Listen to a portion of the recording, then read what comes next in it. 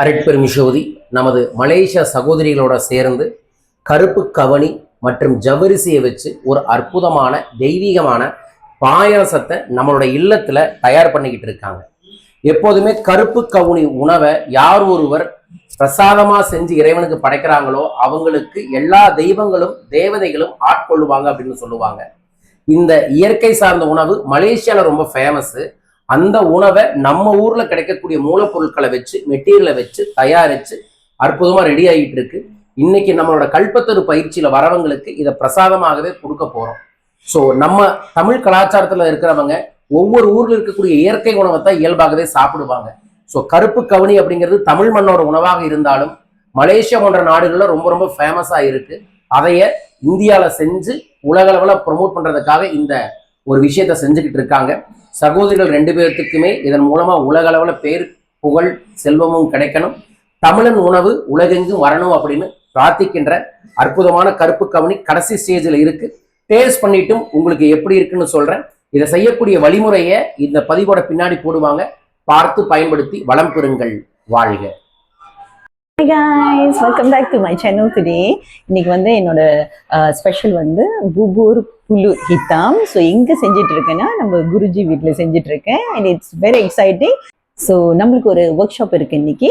So அந்த work ஷாப்க்கு estimate ஒரு 20 பேர் வராங்க. ஸோ அவங்களுக்காக இந்த ஸ்வீட் பாயாசம் நான் செய்கிறேன். ஸோ இப்போ நான் நம்ம கருப்பு கவுனி ரைஸை ஒரு ஹவர் ஊற வச்சு அதுக்கு ப்ரெஷர் குக்கரில் போட்டிருக்கேன். ஸோ வெந்து வந்தோடனே நம்ம இந்த மீதி ப்ராசஸை எப்படி செய்யலான்னு பார்த்துடலாம் வாங்க.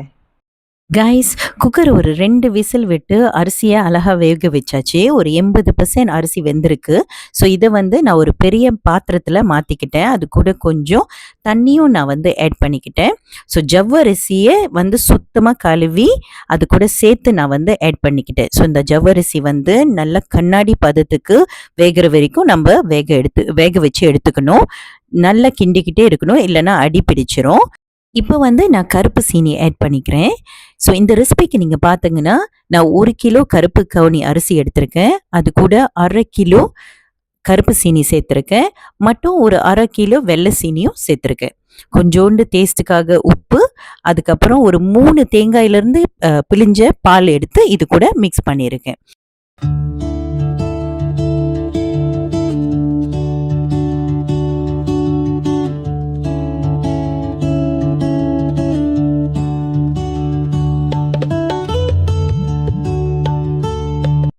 கைஸ், மிதமான தீயில வச்சு கைவிடாமல் கிண்டிக்கிட்டே இருக்கணும், இல்லைன்னா அடி பிடிச்சிரும்.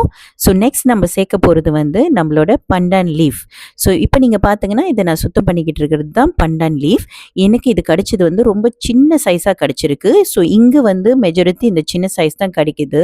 இப்போ நீங்கள் மலேசியாவில் பார்த்தீங்கன்னா ரொம்ப பெரிய சைஸில் இருக்கும், இன்னமும் ரொம்ப வாசிக்கும். இது வாசம் ரொம்ப கம்மியாக இருக்குது. அதனால நான் கொஞ்சம் கூடையே ஆட் பண்ணிக்கிட்டேன்.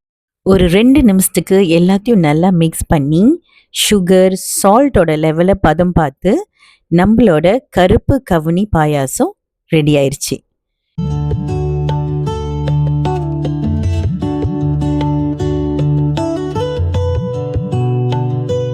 alright guys, நம்மளோட மனமான கருப்பு கவுனி பாயாசம் எடுத்துட்டு போய் குருஜி சென்டர்ல டேஸ்ட் பண்ணி பார்த்துடலாம் வாங்க. ஸோ இப்போ ஒரு நம்மளோட சகோதரிகள் 2 பேர் மலேசியாவிலேருந்து வந்திருக்காங்க.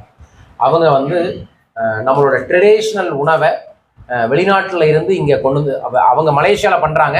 பட் அந்த நம்ம ஊர் உணவை தான் மலேசியாவில் ஒரு ஸ்டைலில் பண்ணுறாங்க. அவங்க இங்கே நாங்கள் செஞ்சு தரங்க குருஜி, நாங்கள் வந்திருக்கிறோம், ஏதோ ஒன்று நம்ம பீடத்துக்கு வரணும்னாங்க.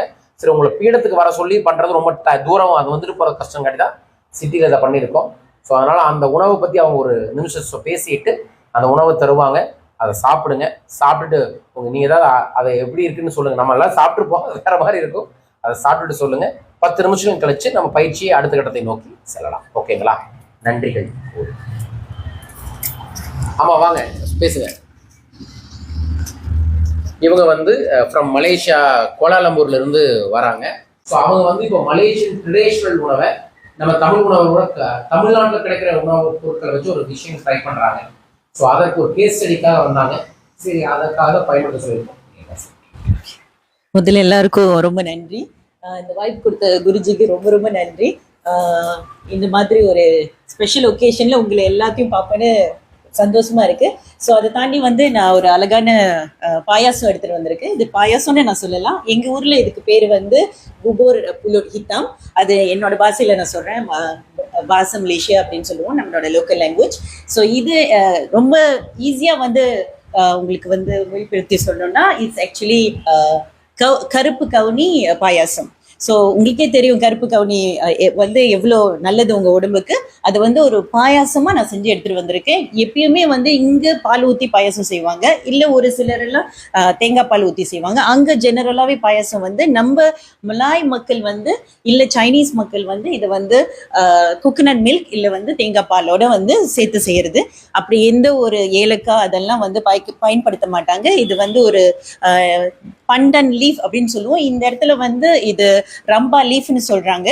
ஸோ அந்த லீஃபை வச்சு நம்ம இன்னும் மனமா செய்யறதுக்காக அந்த லீஃப் போட்டு செய்யறோம். சுகர், அதுக்கப்புறம் வந்து கருப்பட்டி, இல்லைன்னா வந்து உங்களுக்கு கிடைக்கிற எந்த ஒரு இனிப்பு வகையான ஒரு சுகரை போட்டு நீங்க வந்து அதை செய்யலாம். அண்ட் சிம்பிளா ஜவ்வரிசி, அப்புறம் நம்மளோட மெயினே வந்து நம்மளோட கருப்பு கவுனி அரிசியில வந்து செய்யப்பட்டது. ஸோ அதை வந்து நீங்க ருசிச்சு பார்த்து சொல்லுங்க எப்படி இருக்குன்னு. அதை தாண்டி எனக்கு இந்த வாய்ப்பு கொடுத்ததுக்கு ரொம்ப ரொம்ப நன்றி. சரி, வாங்க நம்ம எல்லாரும் சேர்ந்து சாப்பிட்டு பார்க்கலாம். ரொம்ப நன்றி. அவங்க தமிழ் அப்படித்தான் இருக்கும், வித்தியாசமா இருக்கும். ஆமா, கொடுங்க எல்லாத்துக்கும்.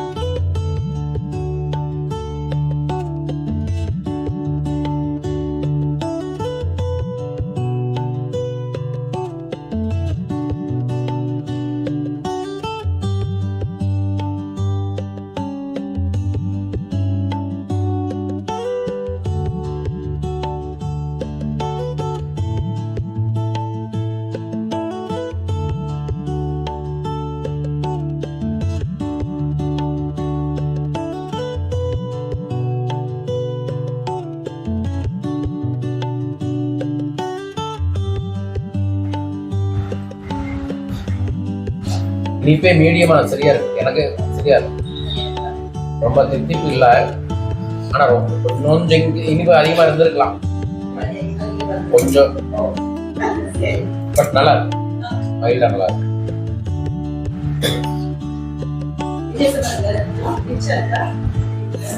கிரீமியா இருக்கு, நல்லா இருக்கு.